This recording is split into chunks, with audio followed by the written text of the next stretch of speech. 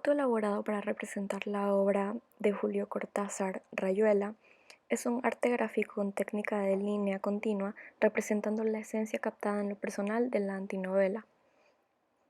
En esta obra tenemos en la esquina inferior izquierda al personaje principal, Horacio Oliveira, de aspecto triste y cansado y en su mano una botella de vino.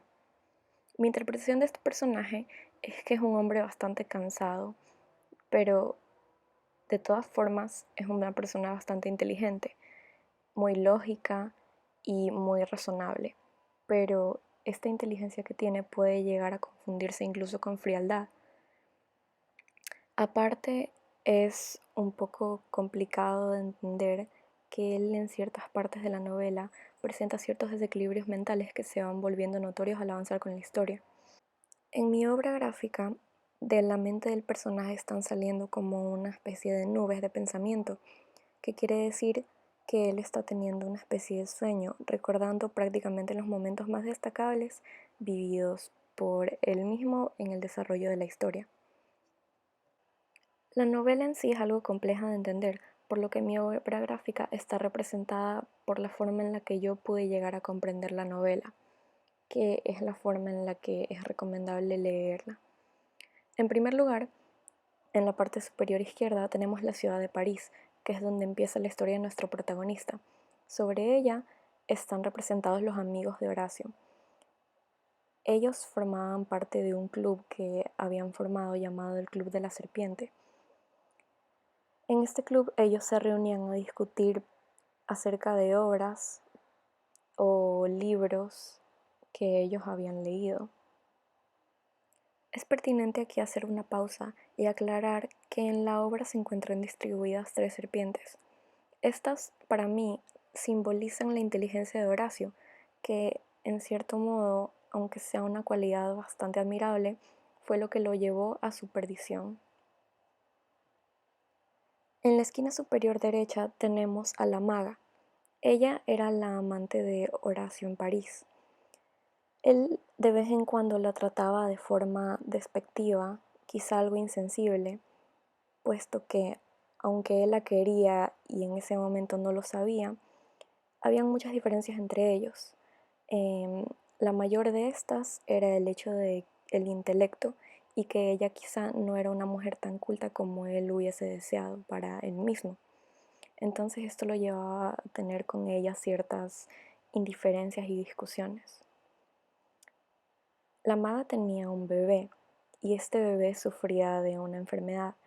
Él en un principio vivía con una niñera en el campo, pero en cierto momento de la historia se llegó a enfermar bastante, por lo que la maga tuvo que llevarlo de vuelta a vivir con ella, lo que no le pareció nada justo a Horacio porque él no había accedido a vivir con ningún niño, él solo quería vivir y estar con la maga. Esto los llevó a diferir bastante y en cierto momento, cuando el niño se enfermó y falleció, Horacio incluso llegó hasta el punto en que él no le contó nada a la maga y ella se ofendió bastante con él y luego en el funeral del niño él ni siquiera se dignó a asistir, por lo que ella terminó bastante herida y de un momento a otro simplemente desapareció. Horacio en ese momento se dio cuenta de que él la quería y empezó a buscarla sin éxito, llegando hasta el punto incluso de creer que ella se había suicidado. Es por todo esto, entre más detalles, que en mi obra la maga está representada trepando las paredes de una especie de hospital psiquiátrico en el que Horacio iba a terminar trabajando en el futuro, cuando regrese a Argentina. Y ella intenta alcanzar a su hijo, que él en ese momento se encuentra ya en el cielo. Para mí, el hecho de que la maga esté yendo hacia el cielo, trepando por el hospital psiquiátrico, es símbolo de que por ella, partiendo desde su desaparición, entre comillas, fue el momento en el que Horacio se dio cuenta de que él la amaba bastante y en ese momento también empezó a decaer mentalmente y empezó a alucinar con ella. En la parte inferior derecha tenemos otro momento, bueno, en sí un momento y también personajes bastante relevantes en nuestra historia.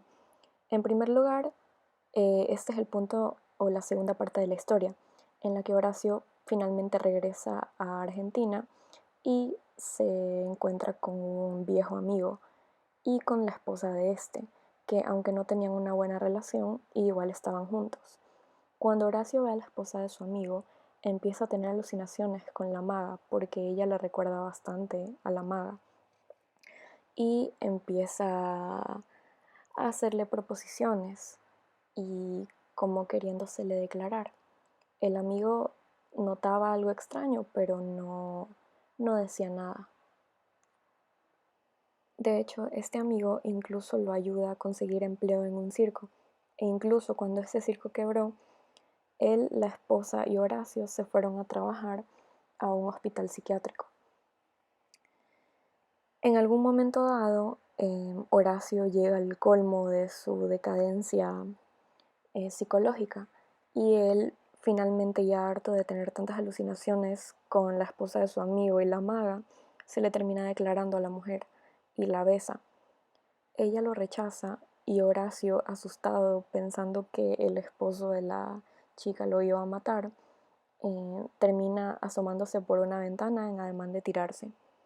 En un principio, entre la gente que estaba presenciando esa escena, causa revuelo, pero luego la gente decide dejarlo en paz. Él finalmente, de hecho, se botó de la ventana, pero luego en el libro nos enteramos de que todo estaba bien y él se encontraba ya en una cama de hospital rodeado de sus seres queridos. Otro personaje que me pareció pertinente añadir a mi obra es la mendiga que se encuentra en la parte inferior izquierda. Eh, Ella no participó mucho en esta novela, de hecho, pero para mí marcó un capítulo importante porque es el fin prácticamente de la estadía de Horacio en París, ya que con ella tuvo el último encuentro antes de, al menos en el libro, antes de empezar la segunda parte, en la que él se traslada de vuelta a Argentina y empieza la historia con el amigo y su esposa. El libro en realidad es bastante extenso y en mi obra gráfica he tratado de incluir en sí los momentos más relevantes en la vida del personaje principal. Claro que igual quedan bastantes por destacar, pero en sí en esta obra están los que para mí más me marcaron sobre la historia y pienso que fueron los que más influyeron también en sí en la psique del personaje y en su desarrollo durante la novela. Intenté hacer este resumen también lo más corto posible, tomando en cuenta la cantidad de personajes secundarios que hay, muchos más de los mencionados, eh, y también la cantidad de vivencias del personaje principal, pero para alguien que no haya tenido la oportunidad de leer el libro y solo esté viendo la obra, quedan explicados los símbolos y el porqué de cada prácticamente pieza del rompecabezas que he representado en mi obra gráfica. Con respecto a la novela en general, también mencioné que es un poco compleja de comprender a primera vista.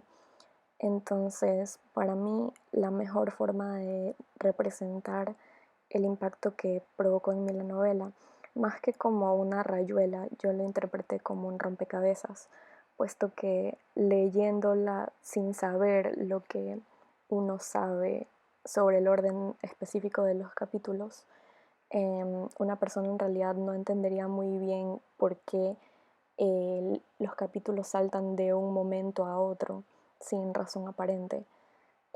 Sé que esto es una técnica del autor para jugar un poco con el lector, como él mismo dice en la rayuela, pero como yo lo interpreto es más bien como un rompecabezas que el lector va a tener que ir armando. Y en mi obra gráfica yo lo representé a sí mismo como un rompecabezas, pero también como un sopor, como una especie de sueño, una divagación, una alucinación por parte del personaje principal, que tenía también sus problemas mentales. Finalmente, como contexto de mi obra gráfica, es un contexto situacional, debido a que las imágenes que represento en mi obra son una especie de metáforas que pueden comprenderse solamente habiendo leído estas partes destacadas en la vida del protagonista. Estas imágenes que he hecho son prácticamente símbolos que representan las experiencias relevantes para el personaje principal y que marcaron un antes y un después en su historia de una forma u otra.